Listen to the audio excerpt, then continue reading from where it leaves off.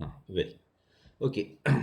So today we are starting our discussion on Chhatrapati शिवाजी's relation with Mughal. Chhatrapati Shivaji और मुगलों के बीच के जो राजनीतिक संबंध थे, संघर्ष था, उसके बारे में आज से हम लोग चर्चा की शुरुआत करते हैं. देखिए, उस समय की जो राजनीतिक परिस्थिति थी, the political scenario of that period was that we had a very huge Mughal empire starting from all the way to Kabul, which is present Afghanistan, and it touched the border of Maharashtra, even the part of Maharashtra, Marathi speaking population, like Aurangabad region was part of the Mughal empire. Gujarat was there, it spread up to Bengal, even they tried to conquer some part of Assam also. And in the south, we had these two major Muslim sultanate, that is Bijapur and Golconda, Bijapur Adil Shah and Golconda Qutub Shah. And in between this, Shivaji was trying to carve his independent kingdom of the Marathas, which he had done very successfully. And as I said, when we were discussing about Shivaji and Adil Shah relation, जब हम शिवाजी और आदिल शाह के संबंधों की चर्चा कर रहे थे, उस समय मैंने बताया कि उसने ये कोशिश की हमेशा कि मुगलों के साथ में उसकी लड़ाई ना हो, संघर्ष ना हो, क्योंकि वो शिवाजी ये जानते थे इस बात को कि मुगलों का साम्राज्य और उनकी शक्ति बहुत बड़ी है, और उसकी तुलना में Adil Shah is on the decadence. उनका वो अभी they are going, they are not an empire which is on progress, it is empire which is on the decline. And उसका फायदा लेके उन्होंने he snatched territory from Adil Shahi kingdom and tried to avoid conflict with the Mughal. But conflict was inevitable, क्योंकि रणनीतिक ambitions ऐसा होता है, जब दोनों को ज़मीन चाहिए, दोनों को अपना साम्राज्य बढ़ाना है, तो कॉन्फ्लिक्ट वॉज इनएविटेबल. तो ये जो और राजनीति आपको कई बार एक दूसरे के साथ में, even if you are politically enemy, political situations sometimes compel you to join hands together, and that is what we find in the relation, in all the political relation. Like Adil Shah, he sent one after another Sardar against Shivaji, but finally he failed. And lastly, the situation has turned in such a way that Adil Shah has to take help from Shivaji to protect his kingdom from Mughal. So that is how the politics is. There is no permanent friend and permanent enemy. It is all a permanent interest. And we find that this philosophy, यही philosophy Maratha और मुगलों के relation में हमें नजर आती है. Now, the first contact that we come to know, that we get evidences about the contact between Shivaji and Mughal, was arrest of Shahaji. As Shivaji was experimenting with his experiment of Swarajya and was capturing the forts around Pune, the contemporary system was that कि जो area जागीरदार को दिया जाता था, वो area उसके पास में रहता था, लेकिन उसके एरिया के किले उसके पास में नहीं होते थे. वो आदिल शाह अपने लोग वहां रखता था, आदिल शाह का सरदार वहां रहता था, लेकिन शिवाजी ने उन किलों को जितना जब शुरू किया, so that was the beginning of the rebellion spirit. And उसके बाद उस बात से खफा होकर, उस बात से नाराज होकर, आदिल शाह ने शाहजी को अरेस्ट किया. उनको ये लगा था कि it is with the support of Shahaji that Shivaji is indulging all these kind of rebellious activities. And in order to release Shahaji from the imprisonment of Adil Shah, it is believed by some of the people that Shivaji, he established contact with Prince Murad. He was the Mughal prince and he was Subedar of Deccan. And it is through Prince Murad that Adil Shah was pressurized to release Shahaji. Of course, this is not accepted by Jagannath Sarkar, but it's quite possible that Shivaji might have tried to do it, or at least Shivaji has given a kind of hint to Adil Shah कि आप अगर मेरे पिता को नहीं छोड़ेंगे तो मैं मुगलों के साथ में हाथ मिला लूंगा. And Shivaji joining hands with Mughal, that would have become another difficulty for Adil Shah. So that is when we get an evidences that that was the initial contact of Shivaji with the Mughal power in Deccan. Now, Aurangzeb, he became Subedar of Deccan in 1653, and Aurangzeb was very capable, very ambitious person, very tireless, very energetic. And Shivaji, as usual, in line with his policy, he tried to avoid any conflict with Mughal. And in 1656, Muhammad Adil Shah, he dies. And taking advantage of that situation, Aurangzeb जो थे वो बीजापुर को अपने साम्राज्य में, मुगल साम्राज्य में मिलाना चाहते थे. And there was an expedition against Bijapur. Bijapur के खिलाफ मुगल अपनी सेना भेजते हैं. Shivaji, he also communicated with Mughal and he said, I will also assist you in your war against Adil Shah.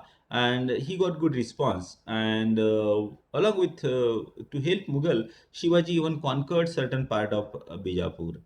Now, and Shivaji then he sends his Wakil to Aurangzeb and he requests through his Wakil to Aurangzeb that all that area, including Dabol port, which was initially an area of Adil Shah, which was conquered by Shivaji, it should remain with Shivaji. Aurangzeb was very clever. He did not give any decision, and this has changed Shivaji policy towards Mughal.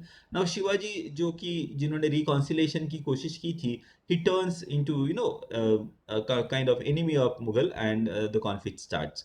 So the Mughal city Zunnar, that is in Pune district. So you see the Pune area near Pune was also the Mughal territory that was attacked by the Marathas and it was looted. 3 lakh hoon and 200 horses and gold were looted by Shivaji.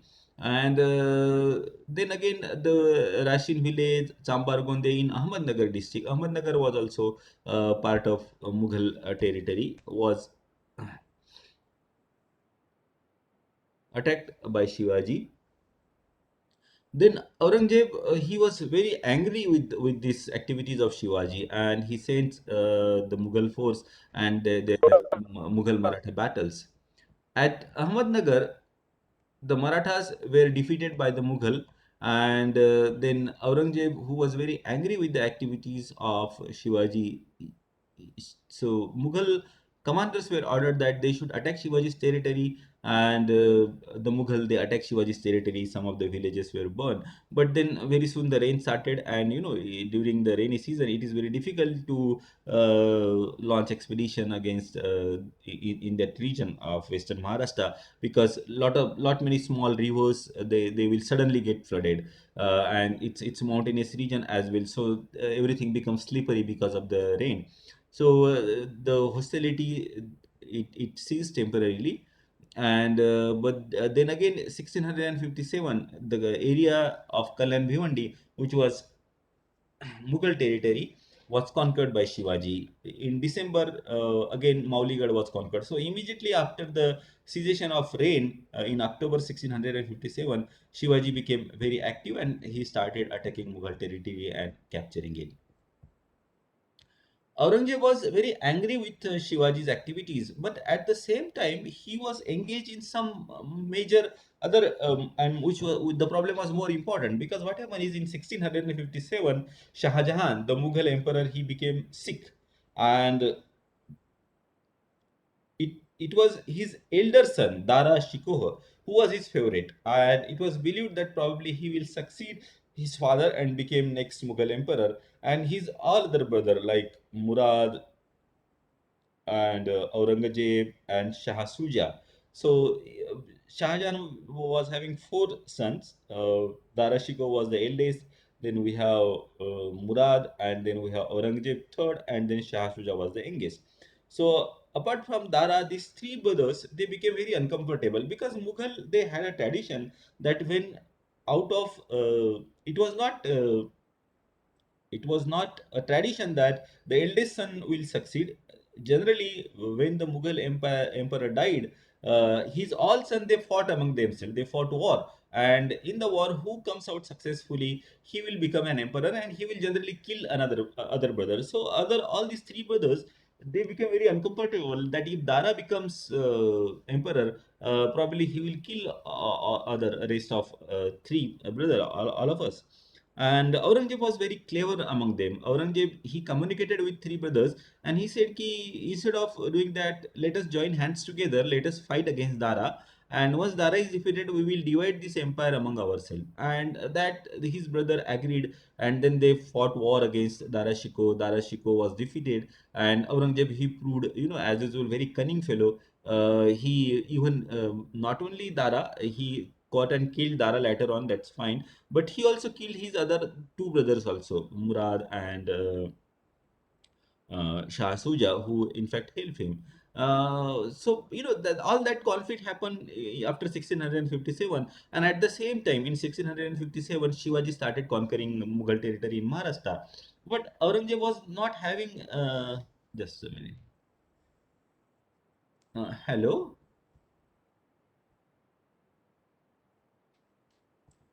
Well, okay. So, Aurangzeb was preparing for that kind of conflict, which was a major conflict. So, this small area conquered by Shivaji, he was not in a having, he was not free to pay attention to it. So, he started preparing for war, and the war that was happening between Adil Shah and Mughal, that he settled it. He signed peace treaty with Adil Shah. And then Shivaji also did not think it is right for him to fight alone with Mughal, as Adil Shah has signed a peace treaty. So he sent a representative to Aurangzeb, as Shivaji was equally clever. So interestingly, these two people, they lived at the same period, who were very clever, Shivaji and Aurangzeb, and they both were very ambitious. Shivaji sends his representative, and through his representative, he asked to be forgiven. And Aurangzeb, he apparently accepted peace because he did not want it to be get entangled with this kind of problem, because there is a major problem of losing the throne or conquering the throne of Delhi, the Mughal Empire. So, he accept the peace on the face of it, but then he wants Adil Shah that, you should take all these forts that is conquered by Shivaji from you, and he is a son of your Sardar, so he is like your own Sardar. So you just send him to Deccan, उसको दक्षिण में भेज दो, महाराष्ट्र से दूर भेजो. Aurangzeb was very clever. He understood that Shivaji जो छोटा छोटा अभी कॉन्क्वेस्ट उसने शुरू किया है, he is going to be quite dangerous person in future, and उसको अभी से दबाना, अभी से उसको खत्म कर देना, ये जरूरी रहेगा, तो इसको यहाँ से दूर भेजो. Then Aurangzeb marches towards north. The war of succession was fought. उनके जो दारा शिको और जो भाई थे उनके, औरंगजेब, शाह शुजा और मुराद, इनके बीच में आपस लड़ाइयाँ हुई, और लास्ट में औरंगजेब ही come out successful. Aurangzeb becomes emperor. And as Aurangzeb became emperor, Shivaji again played a clever game. He sent his representative to Delhi with gift, and Aurangzeb also, he also played a clever diplomatic game. He sent a robe of honor to Shivaji. Gift is written. Uh,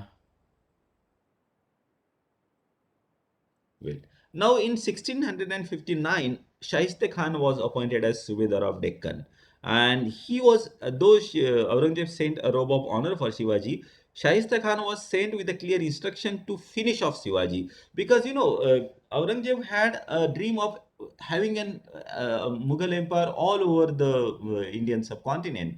And the barrier was, now there are three important challenges to his power. That is Shivaji's power, which was emerging power, in fact, and then Adil Shahi and Qutub Shahi. So, and it is the Shivaji's power, Maratha power, which was in between Mughal Empire on the one side and Adil Shahi and Qutub Shahi on the other side. So, if he has to conquer southern India completely, he has to crush the power of the Marathas. So, Shaista Khan was sent with the instruction to crush Shivaji's power altogether. And at the same time, Shivaji was engaged with struggle against Bijapur. His kingdom was new. Afzal Khan was sent, who was a very experienced general. And Afzal Khan was, we have studied this. Afzal Khan was killed by Shivaji after inviting him for a meeting at Pratapgarh. And he was, again, Shivaji was engaged in the siege of Pannala. So Shaiste Khan, with his Mughal army, and making Aurangabad the Mughal capital of Deccan as base, he started attacking Shivaji's territories.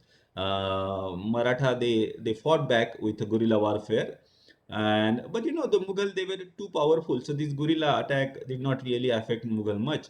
So area, Maratha area near Rajgarh, Shivaji's area, that was conquered. Then castle of Chankan was conquered. See, imagine the difficulties of Shivaji. On the one side, he was besieged Pannala, and Adil Shahi army was on him. And on the other side, the Mughal governor Shaista Khan, he was entering into the Maratha territory, conquering the Maratha forts.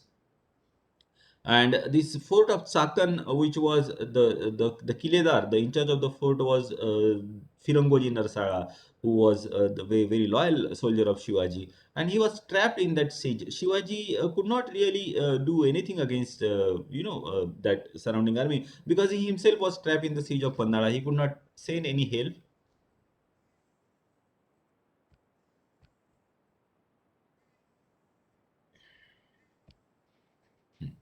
He alone. So he could not do anything, and finally, this fort of Chankan was conquered by the Marathas. The cannons were used, and the Firangoji Narsara, after the killing of many soldiers, Firangoji Narsara finally surrendered. And in fact, Shaista Khan was very impressed by the spirit and the fighting of Firangoji Narsara, and he offered him that, why don't you join the Mughal service? But Firangoji Narsara, he refused, and then he went back to Shivaji. Then after the conquering of this fort, Shaista Khan, he also occupies Pune. But this fort of Sakan was not on the mountain. It was on the plain area, and that is the reason, with the help of the Khan, Shaista Khan could take it. But all the fort which were on the mountain, Shaista Khan could not conquer them. Then meanwhile, Shivaji, he escaped from Pannala. We have seen that how Baji Prabhu Deshpande, he sacrifices his life so that Shivaji could reach safely to Vishagarh. And now after that, Shivaji remained at Rajgarh for some time. Then Shaista Khan, as he wanted to occupy the more and more Maratha territory, one Mughal noble called named Kartalab Khan, along with Mughal commander, they were sent to Konkan area, that is Kalyan and North Konkan. And the Marathas, they effectively use the mountain. They allowed them to enter into the Konkan, and then they closed the pass. Close in the sense they stationed their army, so that the Marathas, the Mughal were caught in between. They cannot move further, neither they can go back to Pune. And it became very difficult. They even did not get water for days. So Kartalab Khan, he finally surrendered to Shivaji. All the war material, elephant, horses, and 2 lakh hone he promised to give, and then Shivaji allowed him to go back to Pune. In 61, May 61, Mughal, they conquered Kalyan, which was conquered by Shivaji from Mughal themselves. Shivaji, he tried to take it back, but he failed. Then Marathas, they also counterattack the Mughal territories near Pune, that is at Junnar, and the Marathas and Mughal, they fought at different places. North Konkan was now held by the Mughal, and South Konkan, Ratnagiri, and Raigad, they were held by Shivaji. Now, Shaista Khan, with his huge army, he was stationed at Pune. Lal Mahal, the Red Palace, where Shivaji has spent his childhood, which was built by Dadoji Kondev, is now occupied by Shaista Khan. Shaista Khan was stationed here. Now Shivaji thought about an another bold plan. कुछ ना कुछ bold plan करना है, सामने सामने की लड़ाई में तो मुगलों के साथ में जीतना मुश्किल है. So he planned a very daring raid on Shaiste Khan's camp. So he selected 400 soldiers, and on 5th April 1663 he started from the fort called Kondhana, which was later on renamed as Sinhagad, and he came to Pune, and then he entered into the Mughal cantonment on 6th April. And they pretended that, 400 soldiers, they pretended that we are the Deccani soldiers in the service of the Mughals, and we are going for the guard duty. In night time, the guards are changed. And those were the days of Ramzan. So the Mughal soldier, most of them, they fasted throughout the day, and then evening they had a heavy meal, and most of them were very sleeping. And after entering the Mughal camp, Shivaji with his selected soldier, it was the night. In the midnight, they came very close to the residence of the Khan. And Shivaji, as he spent his childhood in that Red Fort, Red Palace, Lal Mahal, he was very familiar. Then, along with his soldier, he could reach up to the bedroom of Shahista Khan, where there were a number of curtains were there, and all that kind of bed chambers were made. and there was now a lot of commotion, and Shivaji and his Marathas, they started slashing, cutting here and there and making a lot of noises. Even they some of them started drumming, beating the drum also to create confusion. So nobody was knowing. Only thing they understood that enemy has suddenly attacked us. The slave women in Shaiste Khan's chamber, they put out the candle, and Shaiste Khan was hidden, and he escaped. But Shivaji still attacked him, and his fingers were cut. So in the dark there was a lot of sword fighting. Shaiste Khan's son Abdul Fateh, he came to rescue his father, but he was killed along with some of his bodyguard. Some of women were also killed. It was dark, and Marathas, around 6-7 Marathas were killed. As Khan's soldier, they started regrouping. Shivaji, he collected his men, and then he escaped from the main door. So, this was a very bold, daring act and very well planned, because Shivaji, to deceive the Mughal soldier at one places near to the camp, quite a distance from camp, he kept the bullocks, and he had an instruction that when I escape from the camp in another direction, you light the mashal. You light the mashal on the horns of the bullock, and just let them free. So the Mughal soldier, they thought that probably that is Shivaji's army, and they just rushed in another direction, and Shivaji escaped in another direction. So it was a very bold move on the part of Shivaji, and this has created a kind of shock in the Mughal Empire, that Shivaji is an incarnation of Shaitan. He can go and attack anybody in the night. He can penetrate anybody, any camp, and it's very difficult to stop him. So, as a consequence of this, Shaiste Khan, he leaves Pune, and then he starts towards Aurangabad, which was a Mughal city, a safer place. And this was a great insult to Shaiste Khan, because Shaiste Khan was a very well-known figure, a very respectable figure in the Mughal nobility. And Aurangzeb was so upset with him that he thought this Shaiste Khan has not taken proper precaution to protect his camp. And then he transferred him to Bengal. Shaiste Khan was transferred to Bengal, and he had an instruction that you should not come and meet me to Delhi. That was the usual practice. When a governor from one region transferred to another region, he will first go to emperor, have a meeting, and then he will go and take charge of his other responsibility. But Shaiste Khan was ordered that you don't come and meet me, just go to Bengal. And Bengal was considered as a kind of punishment transfer, because that region was not considered to be very very healthy and very good region. And Prince Muazzam was appointed as Subedar of Deccan in his place. Now, this is one very beginning, a very major blow that was given by Shivaji to the prestige of the Mughal Empire. And now, before Aurangzeb could recover from that shock, Shivaji decided to give him another shock. So, Shivaji next bold attack of Shivaji on the Mughal territory was his sack of Surat. And Shivaji justified that due to the invasion of Shaiste Khan, the economy of my territory has suffered, and who will pay for this? It is a war which is lodged on me by the Mughal Empire, and Mughal Empire should pay for it. So he planned, he sent first he sent his spies, and the spies take all the information of the very prosperous port city called Surat. Surat was the city from where the pilgrimage to Mecca and Medina used to go. Mecca and Medina के जो जहाँ जिनको जाना होता था वो सूरत से जाते थे. और Surat was a very important trade centre. वहां से मुगल एम्पायर को बहुत इनकम होता था, और उसका जो इनकम था औरंगजेब ने अपनी बहन को दे रखा था कि इस सिटी से जितना भी इनकम आएगा that is a gift to you.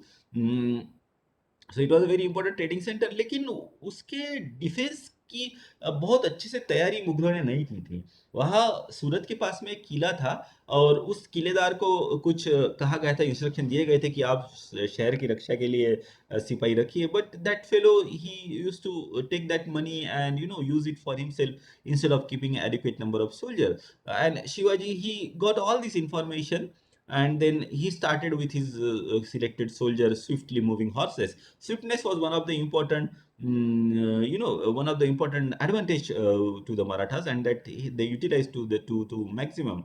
So Pune to Surat is nearly 400 kilometer, and from even that area through which Shivaji has marched was also under the control of the Mughal. So he left Rajgarh in December 1663, and he just spread the news that he is going to attack the Mughal territory. But he changed his direction, and traveling through the night, suddenly he reached very close to Surat on 5th January 1664. Uh,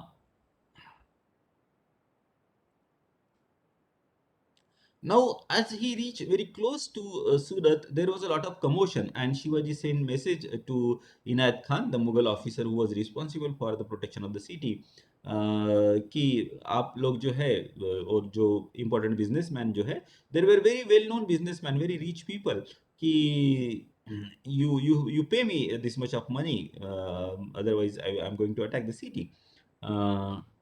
demand उनकी complete नहीं की गई, सो उसके बाद में शिवाजी और उसके लोगों ने सूरत के ऊपर आक्रमण करना शुरू कर दिया। इनायत खान और जो शहर के रीच लोग थे, they left the city and they took shelter in the fort. It was very difficult to conquer the fort, of course, and Shivaji was not prepared for this long-drawn war. The Marathas, they looted the city, they dug the houses of the rich people, and there was nobody who could resist Shivaji except British and Dutch. The British and Dutch, they had their factories there. Factories was does not mean that production. Factories मतलब जहाँ पर उनका सामान रखा जाता था. They used to buy goods in Europe, sell it in India, and they used to buy goods from India and export it to European country. और जहाँ पर वो सामान रखा जाता था उसको फैक्ट्रीज बोलते थे।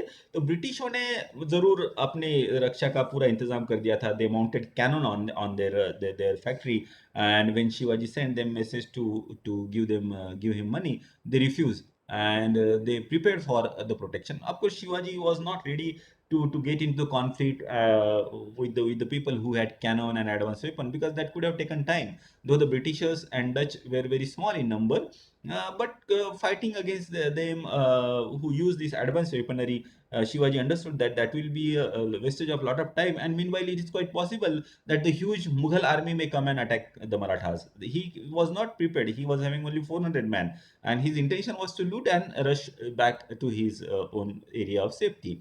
So, Inayat Khan, he sent one man to negotiate with Shivaji, and this man came, and as he was talking to Shivaji, and he was asking Shivaji to withdraw, Shivaji very sarcastically said, "Ki is your master is a woman who is hiding like a woman behind the wall, and he is sending you to talk to me." So that person who came from Inayat Khan, he got very furious, and he suddenly took out his dagger and he attacked Shivaji.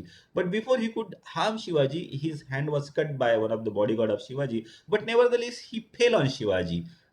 Because he was running very swiftly, and Shivaji and he they rolled on the ground, and as there was a lot of blood because of the hand was cut, Shivaji's whole cloth, it became red with the blood, and so there was just a rumor that Shivaji is being killed, and this angered the Marathas. So many prisoners who were held, Marathas, they started killing them. So some of them were killed, but Shivaji later on stopped them, and the angry Marathas now they burned the houses after the looting. So for 5 days, the Marathas they looted the cities. They collected nearly 1 crore rupees, and they left city on 10th January.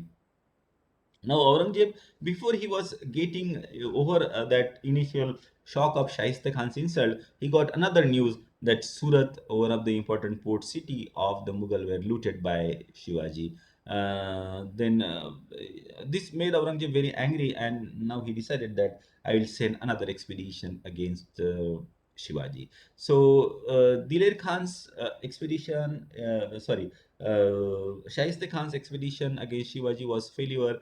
On the other hand, Shivaji insulted him, driven him away, and also looted Surat. So another major, more serious preparation was done against Shivaji, and Jai Singh and Diler Khan were sent against Shivaji. So this expedition of Diler Khan and Jai Singh against Shivaji, we will discuss in the next class.